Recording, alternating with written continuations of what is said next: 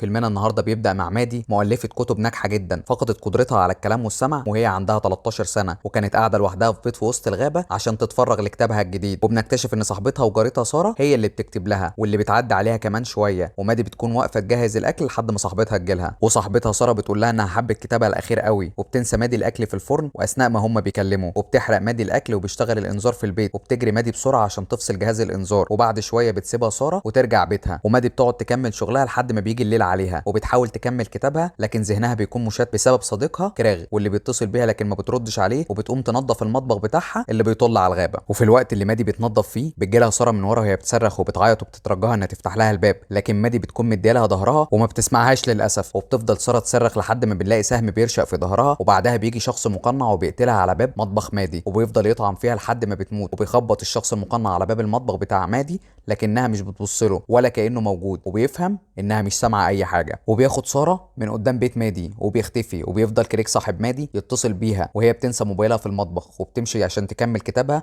وبيدخل المقنع بيتها من باب الصاله بكل سهوله لانها بتكون سايبه الباب مفتوح عشان القطه بتاعتها، وبيقف وراها لحد ما بتجيلها مكالمه فيس تايم من صاحبتها ماكس. وبياخد المقنع موبايلها وبتقول لها ماكس انها شافت حاجه بتتحرك وراها، وتقول لها مادي دي اكيد القطه بتاعتي وانا لازم اقفل دلوقتي. وبتفضل تدور عليها وبتكمل مادي كتابها، بس بتلاقي في صوره مبعوثه من الموبايل على اللابتوب بتاعها، وبتلاقي حد مصورها وهي بتدور على قطتها في انحاء البيت بموبايلها. واخر صوره متاخده وهي بتكتب على اللابتوب بتاعها من ثواني. وبتقوم مادي وتروح ناحيه البلكونه، بتلاقي الشخص المقنع ده بيقف قدام الباب وفي ايده موبايلها. وبتجري مادي بسرعه بتقفل باب الصاله وباقي ابواب البيت، وبيفضل يلف حوالين البيت وهي مش شايفاه، ويفصل الكهرباء عنها وبالتالي النت كمان بيفصل. وكمان بيروح ناحيه عربيتها وبيقطع العجل بتاعها عشان ما تقدرش تهرب بيها. وبتروح تجيب قلم روج من شنطتها وبتكتب للشخص ده انها مش هتقول لحد وانها ما شافتش وشه اصلا ومش هتبلغ عنه، وان صديقها جاي جاي في الطريق. وبيقف يبص لها وبيقلع لها القناع بتاعه، فبيقول لها انا عارف انك لوحدك ومحدش جاي لك، واني هقدر اخش في اي وقت لو حبيت، بس لازم الاول اعذبك واخليكي تتمني الموت، وان عايز يتسلى بتعذيبها قبل ما يقتلها. وبتجري مادي تستخبى في اوضتها لحد ما تشوف ظل حد بيخبط على شباك الاوضه،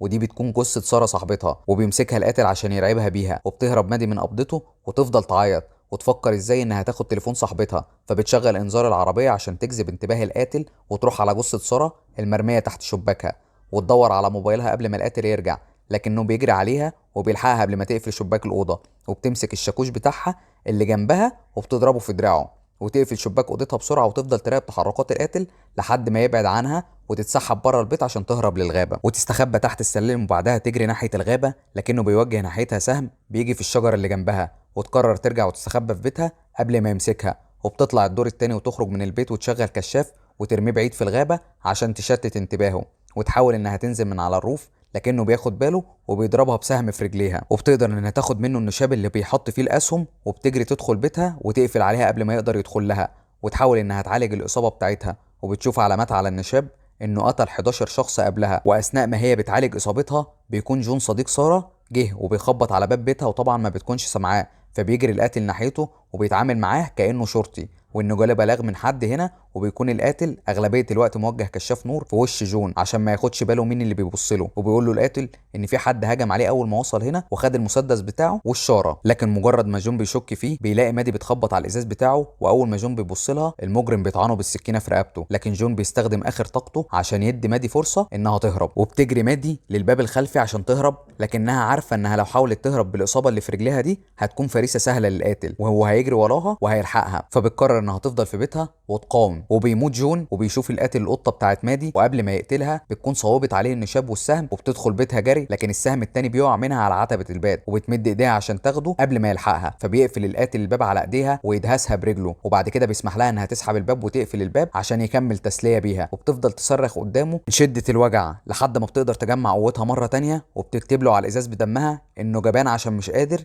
يدخل لها لحد البيت. وفعلا بتنجح انها تستفزه وتجري على اللابتوب بتاعها وتكتب مواصفات القاتل بالظبط، وبيكون هو من ورا الباب بيحاول يكسر الازاز بتاعها، وبيقرر انه يدخل لها وهي تدخل باب الحمام وبتقفل على نفسها وتنتظر انه يدخل عليها، بس القاتل بيجي من ورا الشباك اللي وراها وهي ما بتسمعوش، وقبل ما بيطعنها بتحس بنفسه في ظهرها، ولاول مره بتكون اسرع منه وبتطعنه في رجله، وتروح على المطبخ عشان تجيب سكينه، بس للاسف بتدوخ على ارضيه المطبخ وبيجي القاتل عشان يقتلها، فبترشه مبيد حشري في وشه وبتصيبه بالعمى مؤقتا، وبتشغل انذار الحريق بتاعها على اعلى مستوى من الصوت عشان تشتت انتباهه، بس هو بيهجم عليها ويحاول يخنقها بقوه لحد ما بتوصل هي لآلة حاده وتمسكها بايديها وترشقها في زوره وبتقتله. وبتقدر مادي انها تنقذ نفسها على رغم انها اضعف منه بكتير، وبتتصل بالبوليس وتفضل قاعده على عتبه بيتها هي وقطتها لحد ما البوليس يوصل، وبتحكي لهم الحكايه. وبكده يكون فيلمنا خلص. لو عجبكم ما تنسوش اللايك والشير، وما تنسوش الاشتراك في القناه عشان تشوفوا كل جديد. انا رامز عادل وده المغبقنجي. سلام.